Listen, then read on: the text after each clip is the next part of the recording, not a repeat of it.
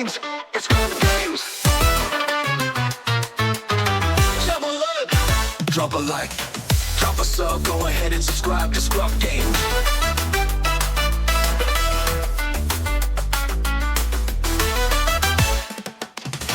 Drop a like, drop a sub, go ahead and subscribe to ScrubGames. How's it going, Scrub Gamers? Welcome back to another video here at ScrubGames. Today we are back with our Understand How to Build series, where we go over all the leaders in a given set to help you understand how to build them to suit you and your playstyle. So we've gone over all the blue leaders last week. We went over both the Villainy ones, both the heroic ones, and now for this week we're going through the command ones, and like before, we go from the dark to the light. So we're going to start off with Admiral Piett. So if you're interested in understanding how to build Admiral Piett to suit you and your playstyle, feel free to keep watching, and do remember that you can like, comment, and subscribe to help out the channel, because we're on our way to 2,000 subs. We're getting closer and closer there. And also you can click that notification bell to get alerts when my videos do drop, so you can watch them there and then at a later time that suits you best. So that is it. Let's get into the video and help you understand how to build Admiral Piett. So we're going to start off with the leader. Stars Unlimited is a leader-focused game, and if you don't have a leader, you can't really play the game. And with the leaders as well, one other thing is they're kind of going to be how you build your deck, because some of them have a very specific way to want to play, some of them have a very generic way to play. And with Admiral Piett, he's all about those capital ships. So if you love those capital ships and want to play them a little better, then Piett could be one for you. And the nice thing is, he's in the command aspect, so he's a way to ramp as well. If you didn't know, we'll go over the aspects in a bit, but he is in the ramp aspect. So he is he's a green and black leader, or a command and villainy leader, depending how you feel with the aspects. You go by color, go by the actual names. And he deploys quite quickly. He deploys at 5 or more resources, so once you get to 5 more, which is usually turn 4 or later, he can deploy, meaning he can use his epic action to join the battle, go from the leader area to the ground arena. So he doesn't incorporate that new kind of deploy, so he just uses the standard one deploying out, and he's a rare leader from the set as well. And the nice thing about him is he's reducing the cost of capital ships. You can play him a little bit earlier than you normally want to. And remember, reducing the cost to play something is always really beneficial. Playing something cheaper is always pretty strong, no matter what game you play. And he reduces a certain amount depending where he is. So if he's in the lead area, you could use his effect, which is an action, so it means you need to tap him, and then play a capital ship from your hand, and it costs 1 less. So you have to use an action by tapping him to play a capital ship. It costs 1 less, and there you go. So you can turn an 8 cost into a 7 cost, which is very nice. But if you want to reduce him even more, you've got to then deploy him, so then he's in the ground arena. Comes down very solid with his stats at 2-7, which I think is the same as Admiral Tarkin and some of the other Villainy leaders, where he's got 2 power, which is not the best, but still it's some power. It's not 0, it's good. And 7 health, which means he's got a good amount of bulk on him. Pretty nice. And when he's deployed, he's reducing the cost of capital ships, but now he's deploying them by 2, and you don't have to use an action to do it. You can do multiple ships across a turn, not just 1 a turn, which is great. So reducing an 8 cost to a 6 cost is great, or even a 6 cost to a 4 cost is pretty strong. So we probably should have a look and see what capital ships we got for him, but we're going to see that. But that is basically the lead. It's quite nice and simple, because it's Admiral Piett commanding the Armada. It means he's focused on capital ships. Very easy, deploys quite early, has a very strong effect, and very good stats, and in a good aspect combo as well. And do remember that all leaders now, as a set 2, and even now set 1, because Vader and Luke have promo showcases, which is pretty nice now. So every leader has a showcase, and this is Piett's. And I think in Piett's is pretty nice. That's the thing, with these showcases, some of them are a lot better than the original one. Some of them aren't as good as the original one, or aren't that great. Yoda's probably one of the ones that I love the leader, but the showcase feels pretty lackluster to me. But then again, showcases are just alternative art, so just higher rarity art you can get for if you want to use this leader and use it in its shiniest, you can get that. But do remember that, as they are arts, and with art it's subjective, it's always depending on your opinion. So if you don't like it, it's fair enough. If you do like it, that's fair enough. Only person's opinion matters on the showcases is yours, because you'll be the one playing it. But that is Piett's showcase, and there we go. So that's the leader. Now, normally when we go over this series, we want this series to be basically available to everybody, basically appeal to everybody and be useful for everyone. So it's going to have now in a bit we're going to have some basic information to help any of those newer players, so if there's any brand new players watching, you've got some basic information to help you out, so that way you got everything you need to go, or everything you need in one video if you want to learn to play Piett. And if you're more of a veteran player or feel you don't need that basic information and you're like quite a veteran in the game, then you can go down to the description below, and there are timestamps to help you skip towards the video to the parts you want, so you can just get to where you want to go rather than have to like watch for all of it. So, we're going to go into some basic information now to help out all you new players, so stay tuned as we go over some basics to help you out. So, the first basic bit of information I want to go over is the bases, because just like out with a leader, bases are the ever mandatory piece you need to play the game, and they are how you determine if you win or lose the game. Because the only way to win in this game is by doing enough damage to your opponent's base that matches up to their health total. So you can see that in the top left corner of these bases here. And there are two types of bases in the game. There are rare bases shown on the left, which are ones that have a differing amount of HP, like the HP varies, but they also come with an effect, which you can use once a game, or it varies, but it's got an effect with it. And then on the right, we have the common bases, which is 30 health bases that you can play with the same health across them, and in different arts but no effects. So we're going to go into these different bases and see like when they'll be usable and what kind of ones what they offer and what are available for you. So with the rare bases, we'll go first. Like I said, these are the ones that have varying different healths, and to compensate for like lower health and kind of like to give a negative for having higher health than a normal base. They have effects, and they vary depending on basically what they all vary. None of them are really the same. So we've had 4 sets so far, and 3 of those sets have had rare bases. Set 2 didn't have one, and we got rare bases in 3 of those sets. So in the first set, we got the 25 health bases that have epic action. So these are the shown with the top row there. They're all 25 health with an epic action, meaning just like a deploy, you need to take an action to trigger these effects, and they are one-time use effects. So once they're used up, that's it, they're gone. So you got varying levels of like greatness in these. So you got energy conversion that being the best base for the first 2 sets, absolutely amazing one, the most overused one. And then now we've got Target Town being probably the best rare base at the moment, the most used one currently, given how the meta has changed. Then, like I said, set 2 didn't offer as a rare base, but set 3 did. But those set 3 bases aren't really great unless you're playing Twin Suns. And the reason for that is because in Twin Suns, you play with 2 leaders instead of 1. You play 2 leaders and a base instead of normal 1 leader, 1 base. And that's relevant because the bases in the set 3 are all about your leaders being on the board or deploying. So when you've got 2 leaders like in Twin Suns, you're going to get double the benefit, whereas normally you get 1 benefit, and most of their effects aren't useful for like just having 1 leader, given their health totals and stuff. So that's why I haven't incorporated them, and also space-wise as well. And that leads us to the bases we got for this set 4. We got some new bases, and also we got the first bases that are more than 30 health. And these ones have like a theme, like how the set 1 bases are all about epic actions, and set 3 ones were all about like Twin Suns focus. These ones don't have that kind of focus, but they do have effects tied to certain ways, and their effects are tied to your deck building size or to your opening hand. So we'll start off with the ones that are about the opening hand. There's a Colossus in the Bat Village. So that's Colossus being the 35 health one, the blue one. This one has more health, and there's a downside because there's a downside when you got more health and an upside when you got less health. So the downside for having an extra 5 health is that you start with 1 less card in your opening hand. Meaning instead of starting with 6, you start with 5, which isn't that bad, but it's supposed to be it. So we'll see how it goes in the format. But that's a pretty nice upgrade to have sacrifice 1 card just to get 5 extra health is pretty nice. And that Battle Village is a 27 health base, and this affects your mulligan and your opening hand as well. Because it allows you to draw 3 more cards in your opening hand, but you can't mulligan. So that means instead of opening with 6, you open with 9, but you can't take a mulligan. So you can determine if that's great, where now you get to look at 9 cards in one go, or you get 2 lots of 6, depending. Like, depends what you think is great, but 9 cards in one go means that if you're one of those decks that want to open with a specific kind of card, or make sure you got a turn 1 play, or even a combo deck, seeing 9 cards instead of 6 in one go is great to make sure that opening hand is where you want it to be. And you might think that's a good trade-off because you get 9 cards, but you don't get to keep them, because when the first action phase starts, you're then forced to put 3 cards from your hand at the bottom of your deck in any order. So you don't get to keep those 3 additional cards. They just give you 3 more cards, so that way you can make sure your opening hand is where you want it to be.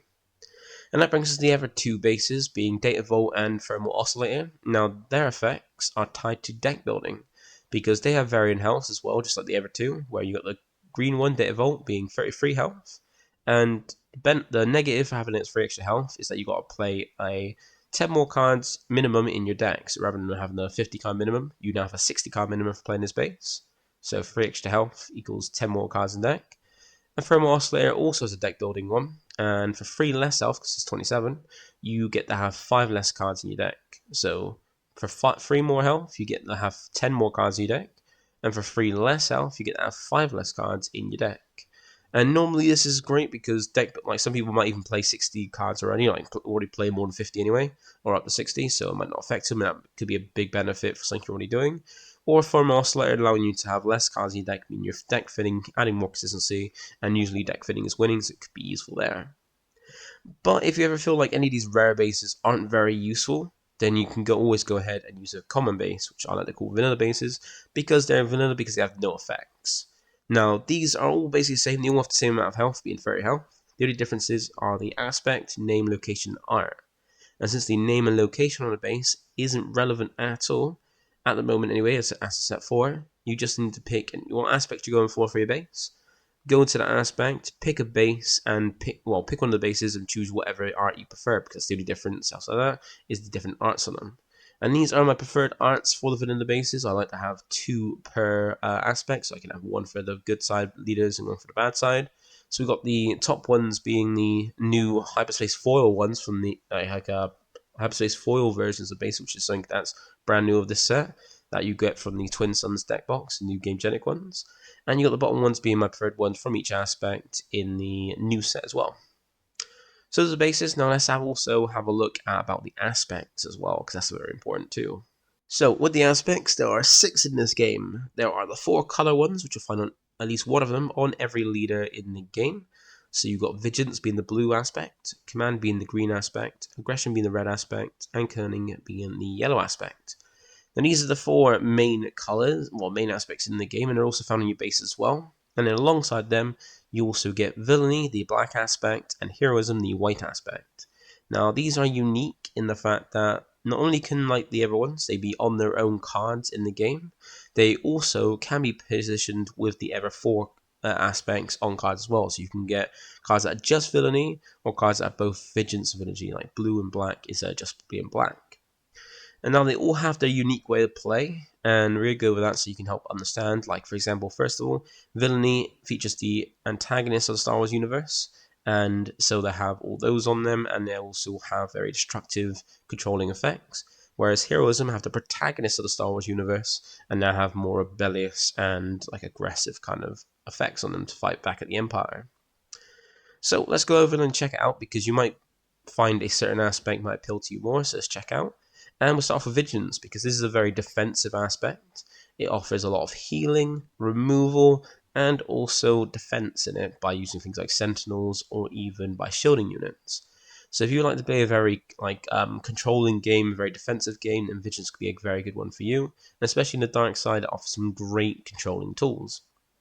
Now for Command, that is the ramp aspect. Most deck games, if they've got a resource mechanic, they mostly have a ramp color or type and stuff like that. And Command is that exact one. It offers a lot of ramp cards so you can play out. You can ramp up your resources so you can play out big things quicker, or a lot of things out more quicker than your opponent can. So if you like to play a ramp and basically just buffing up stuff and playing big things, then Command is a perfect one for you. And luckily, if that does appeal to you, Piett comes with it built into him, which is nice. Then we have Aggression, just like the name suggests, it's a very aggressive playstyle, but it's aggressive not with just like attacking, that's more like a heroic kind of heroism kind of focus, but is very aggressive in terms of like throwing out damage. It's like to throw damage out until it achieves victory at any cost by just front to your opponent's base or their units. So if you like the very damage focused aspect, then Aggression is a perfect one for you.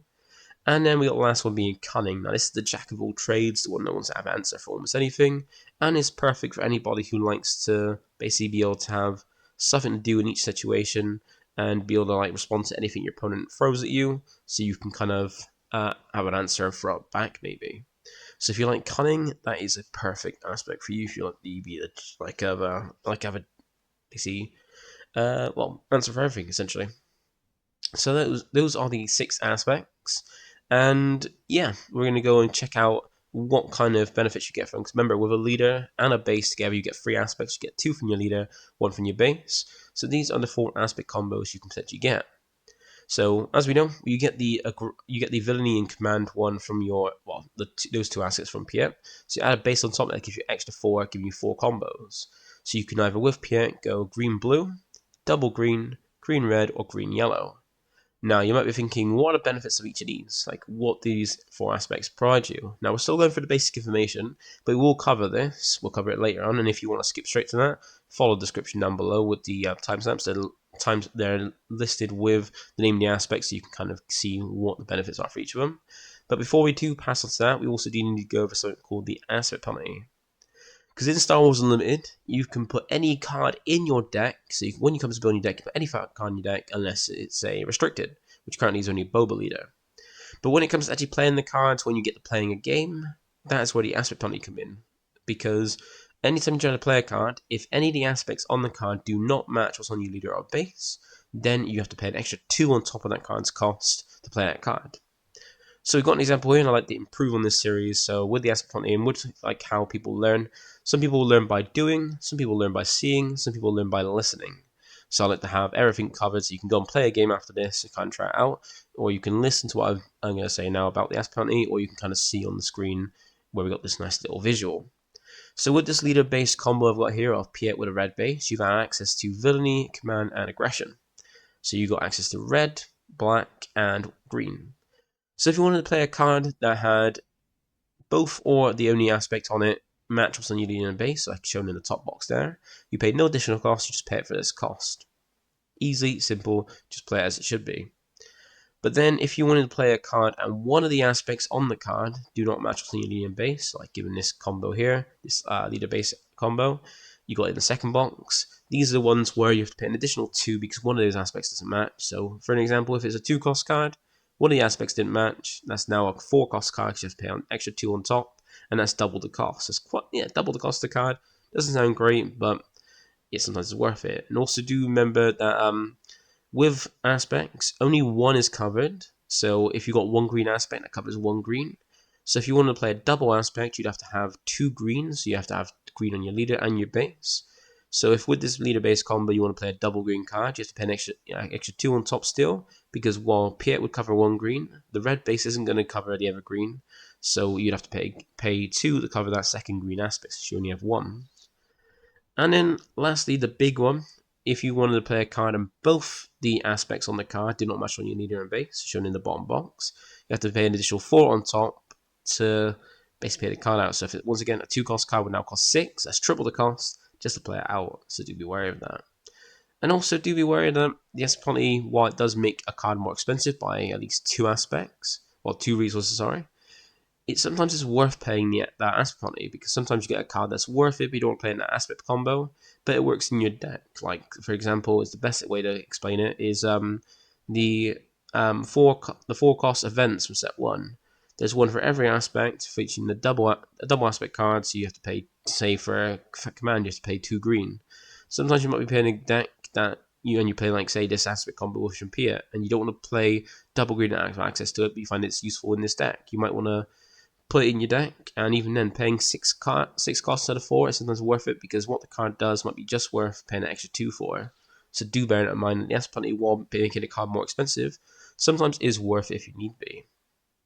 So now we're going to go to the last bit of basic information before we move on to the aspects. So for the last bit of basic information, we've got the ratios, because in every card game, you can play a certain amount of copies of any given card, and in Star Wars, that number is 3.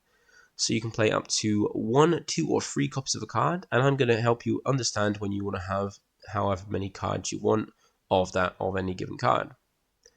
So starting off with 3 copies of card. This is the ratio to help maximize the likelihood the desired card will be in your hand when needed. And examples being are cards you want to play on the first turn of the game, or cards you want to see multiple copies of across the game. Now with the examples for these ratios, I like to do the same one now, because I was trying to make it more specific to the leader, but sometimes it was hard to explain, and sometimes to get used to the same one over and over again.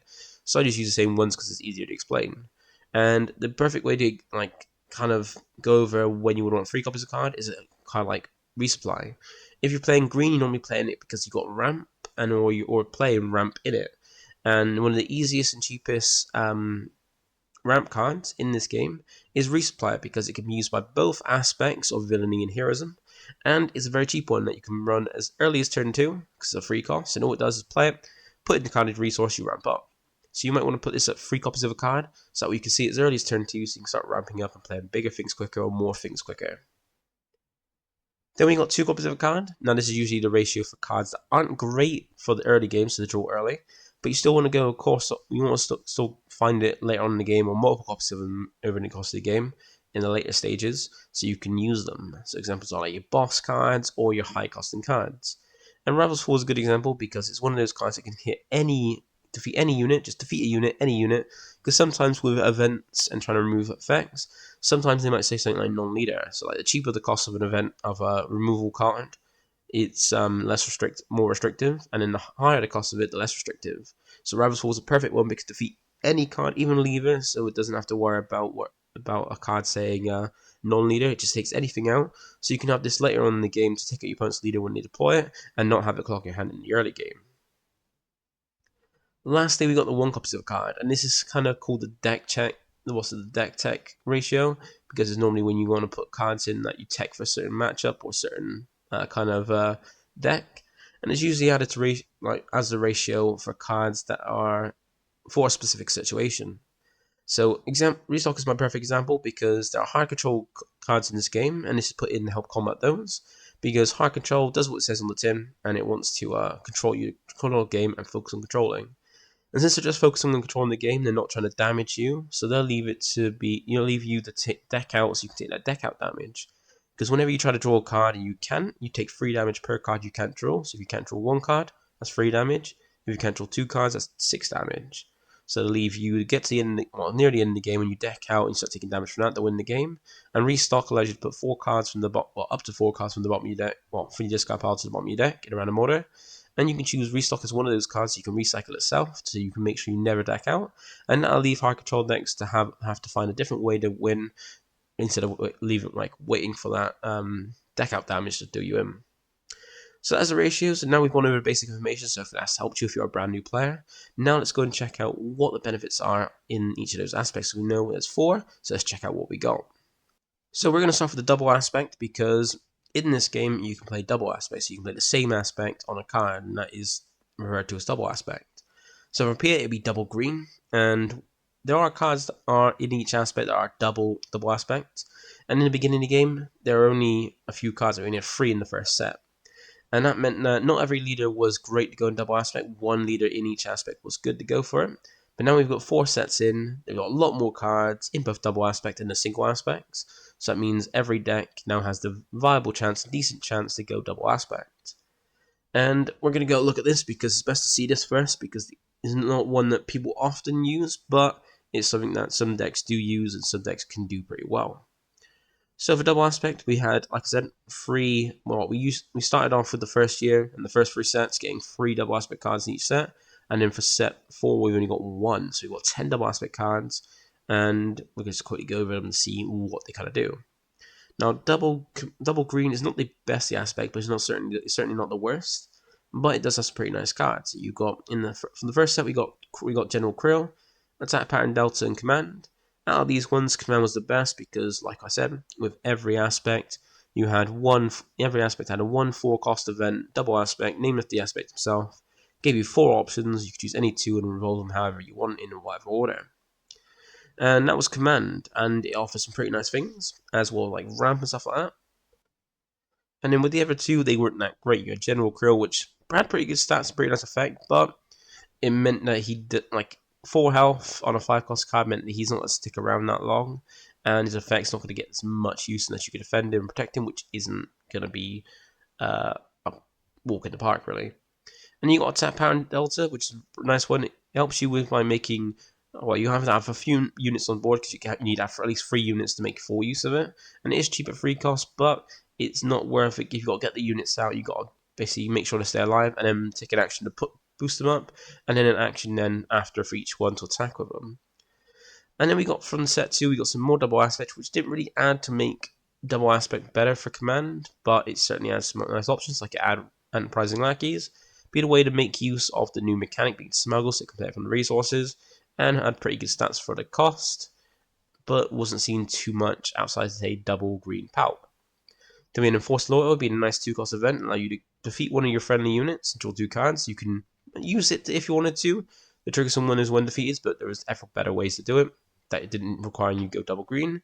And then you got Endless Legion being one of my favorite cards when this came out. It was one of those ones that people want to be able to gimmick, people want to play double green so they can ramp up to this and play out, because it can play any number of units from your resources for free, and it costs 14, so it's a big costing card, but can build a huge board out of it, and there's even decks that like revolve around it. And then we've got the ones from set 3, and that didn't add anything much. It did add as Amadea, giving a nice unit you can play as early as turn 1 to help that recursion, because what's on board. If you play a Never unit, you can resource him to look at the top 4 cards of your deck and grab a unit, reveal it, and add it to your hand. So it keeps you with, from turn 1, a way to keep units to keep playing. But the other 2 cards, Manufactured Soldiers and Pyrrhic Assault, aren't that great. One makes tokens, depending on what you want. If you want clone tokens or battle droid tokens, and one just makes all your friendly units have a when defeated deal 2 damage to enemy unit, which isn't great. But then with set 4, we got one more double green card, and this one's actually a pretty nice one. It's never one of those legendaries, just like with Endless Legion, Pyrrhic Assault, and Command. So there's 4 legendary double green cards, which is pretty cool. And it's Unity of Purpose. Now this is a 6-cost event that allows you for each friendly unit with a different name, give each unit you control an extra 1 for this phase. So you have 6 units that all have different names. That gives all of them an extra 6 power and 6 health, so an extra 6/6 boost, because you got 6 units with a different name. Now there are decks like Captain Rex that kind of utilizes this in a new set, which is pretty strong, actually fun list. But you got to think about, would this be useful for Piett? So there's a double aspect, and you got to think about, are any of those cards great, and are they worth going double green? Because remember, if you play double green, you're sacrificing a whole different aspect to have access to these 10 cards. So if you do like it, give it a try. If not, we're going to have a look at whatever things are available for Piett. Now, before we move on to the 3 other aspects, we're going to first look at what Piett offers himself, which is the cards in Command and Villainy.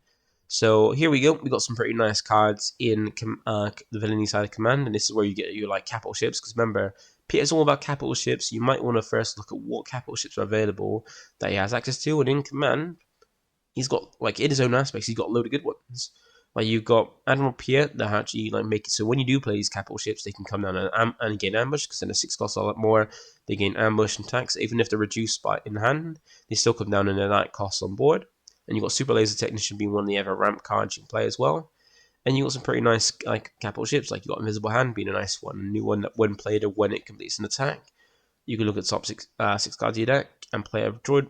Add a droid from them to your hand, and if it's 2 costs or less, play it out for free. And you got some pretty nice ones like Relentless, Devastate, and Executor being very big capital ships with their own strong effects.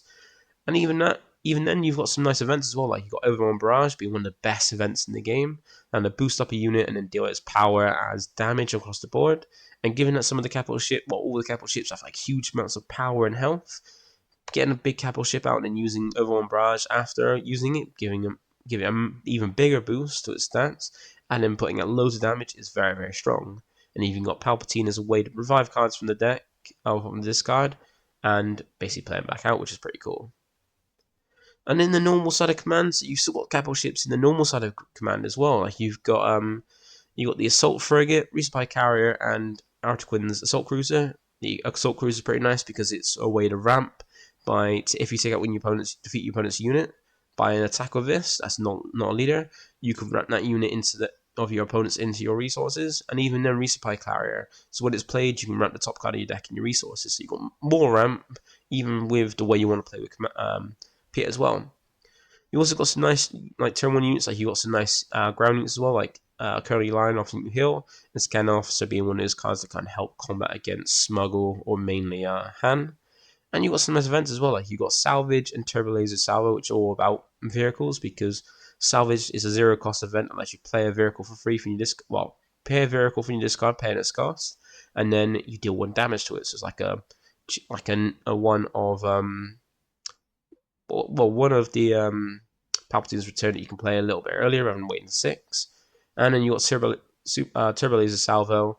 That was your choose an arena and a friendly space unit you control, which deals damage equal to its power to each enemy unit in that arena. So since you've got some big capital ships, you could be doing big power to all units in your opponent's board in that arena.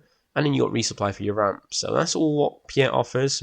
Piett already offers some pretty good, some very good capital ships as an aspect. And you got to think about whatever ones offer that. And also, he does provide you ramps, so you can get those ships out a lot quicker. So let's have a look at Vigilance first. And Vigilance does have some pretty strong capital ships and pretty nice units. Now for turn 1 plays, you've got things like Cunning and Pershing. Now Pershing can help you draw more cards by using effect to tap him and deal damage to one of your units that you control. And you get draw a card. So more ways to draw, and you make use of the make use of the downside that Colossus provides you with having one less card. You can start drawing and gain your hand back. And then you've got Director Krennic, which makes it so the first card you want to play each round that has when defeated, this costs less. So like you got some like here, you got Chimera and Annihilator, but you don't have when defeated. So on top of Piett's effect to reduce the cost of a card, capital ship by 2. Director Krennic can increase it by an extra 1 as well, so you can even drop them by 3, making Chimera technically a 6 cost if you want to. Well, the first one is 6. The first one a 3 cost, and even Annihilator go down from 11 to an 8 potentially, which is pretty nice. And then with these some capital ships, you've got pretty good ones. Like you got Chimera here, which when played, you actually reuse a when defeated effect on a unit if you've got one on board. And when defeated itself, it creates 2 TIE Fighter tokens, and it's got some good stats for its cost. Avenger, beyond the when it comes down, or when it attacks, force your opponent to defeat one of the non-leader units. Very powerful. And then Annihilator, which when it's played or defeated, you get to straight out take out one of your opponent's units on board, and then you get to knock out whoever copies from your opponent's hand and deck as well, which is pretty nice. Not only that, but you got some good events, like good destructive events in Vigilance as well. They got Paradox Side incorporating the Avengers effect in a smaller body in an event. No glory only results being a nice way to defeat your opponent's unit, but first you take control of it, then defeat it. And in Super Laser Blast Line, you just defeat everything on the board as like a reset button. Then we also have the non-villainy side of Vigilance, and usually when it comes to Vigilance, the better cards are in the heroic or villainy side, but there's still some nice cards. Now you got some pilots that showed a new mechanic pilot put on your spaceships, that you should be playing a lot of capital ships. So you have these as pilots that can go on the ships. And you got some other pretty nice ships as well, like you got Landing Shuttle being a pretty decent one, and even some other capital ships like Relief Runner. You also got some good upgrades like Paradise Position as well, and you got a lot of good removal events like Take Down Fellow Dragon Rivals Warrior being an example. Lots of good removal events in blue. So that is blue. So if you feel like want to go very hard control of it, very controlling with Piett, Vigilance could be a good one to choose from. And then next we got Aggression, and this is one where you can kind of throw out damage willy-nilly and has some pretty strong effects. Like you've got some pretty good space units for the early game, like Kylo's TIE Silencer, Special Forces TIE Fighter. You got Von Reg's TIE Interceptor, and even IG-2000, which are nice ships in the beginning to kind of put some pressure in the space arena, which before Set 4 was either had a dedicated focus for or wasn't played too much. But now there's a lot more space units in there, and you got these pretty strong ones that come down. They have good effects, good stats as well to go with their cost. And not only that, you also have some pretty nice pilots. Like you do have Vader here being a nice pilot. You can play a turn 1 unit, space unit, then put Vader as a pilot on the second turn, and have some good shenanigans, even with green, where you can eject him off. So that way he's out on the board on the ground arena as a 6 cost 7/7 on turn 3, which is pretty strong, pretty strong and hard to deal with. And you also got some good capital ships in there. Like you've got Ruthless Raider being a very, very good one. 6 cost, which can come down for 4 instead. It does 2 damage when it's to an opponent's unit and to their base when it's played or defeated. And you got Devastator, which comes down, forces your opponent to take 4 indirect damage, and has an effect where you get to control any indirect damage you do to your opponent. So not only do you do 4 indirect damage, but you get to choose where it goes rather than your opponent getting to choose. And to tie well in damage focus, you got no disintegrations, which allows you to do damage to a non-leader unit. So its health is just 1 less, so do damage to it, so it's got 1 health remaining. And you can finish off with like a tiny little ping of effect as well, like even Darth Vader when he's piloting something, which is pretty nice. And then in the non-dark side, you've got some pretty nice cards to go with as well. Like I said, you've got some pilots like Determined Recruit. You even got some good Ever units. Like you've got Saving Flag Fighters, pretty nice space units, because Red does incorporate some pretty nice upgrade removal in the form of like Saving Flag Fighter and Ever cards. You got Captain's Archon, being you can come down, and this gives all your vehicles an extra 1 power in Overwhelm, which is a pretty nice one since you're focused on capital ships and they're all vehicles.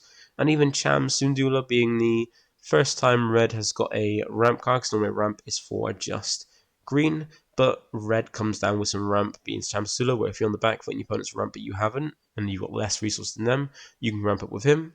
And you got some pretty nice events as well, like you got Citizen Shock, being a way to knock off some upgrades. You got damaging events like with Open Fire and Bombing Run, and even Planetary Bombardment, which is just a 6-cost event, allows you to do 8 indirect damage to your opponent. But if you control a capital ship, which is like going to be the whole focus of Piett, you get to do 12 damage instead, giving you a good burn focus if you want like a good way to play using burn if you go red with Piett. So if you like that kind of idea, red could be a good one to use. And then we got Cunning. So far we've seen that both blue and red are pretty good ways. There's some pretty nice cards to play. You can play hard control with blue. You can play very burny with red. And Cunning offers some pretty nice stuff as well. Because like we've already seen in the game, Cunning has a good way with the dark side of playing a space focused deck where you can be very aggressive with it. And you got some pretty nice stuff. You got some pretty good space units for early, like the Zygerian Starhopper, 7th Fleet Defender, and even P-38. And you even got like Boba as a good pilot as well, or even just if you want to play it in the ground arena, comes down shielded so it's protected as well. So some pretty good units for the early game where you're trying to get those capital ships. And speaking of capital ships, you do have at least 2 in the dark side for yellow. Like you've got Invincible, very pretty nice one, which if you deploy your leader after you've played it out, then you get to trigger its effect, which is when you deploy a leader. And then you got Chimera, which comes out shielded, one of the only or maybe few of like capital ships that comes out shielded, so it's protected. And then whenever it swings, you get the cool card. If your opponent has an hand, they discard it, which is pretty nice. And some pretty good events. Just like how Green had pretty nice events, you got good ones in Cunning, because Cunning has a lot of good ones. You got like No Good to Me Dead and Triple Dark Raid being a nice good focus of it. But even Triple Dark Raid alone, you get those capital ships out your deck quicker, onto a board, straight away so you can attack, go back in your hand at the end of the turn, but you get to attack them on the same turn, and play them out straight from the deck rather than your hand, which is cool. And in the non-dark side of Cunning, you've got some pretty nice cards as well, like you've got some good early turn plays, or even some good utility plays, like Independent Smuggler and Landspeeder being pretty nice ones. The Smuggler being a nice cheap pilot you can put on your capital ships, and Landspeeder being a nice good one for the ground arena to kind of like a vehicle like an ambush. You also got some more capital ships in the Light Cruiser and Radiant 7, being nice ever capital ships you make use with, like even the Cruiser having an ambush, which is pretty nice, and Raid 1, while Rampart coming down and doing some indirect damage, and also making your opponent's units weaker for more by weaker in power for every damage they have on them, which is pretty nice.